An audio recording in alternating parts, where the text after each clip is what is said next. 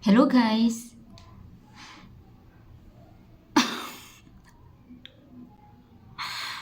Ito naman yung ano ko ngayon, earrings. Hikaw. Ganda, di ba? So, ang tawag nito dito is kas. Sa Pinas is ito yung litos. Yeah. So, di ba ang ganda niya? Ito yung, di ba?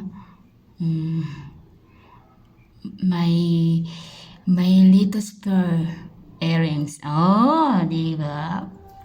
Tumpak.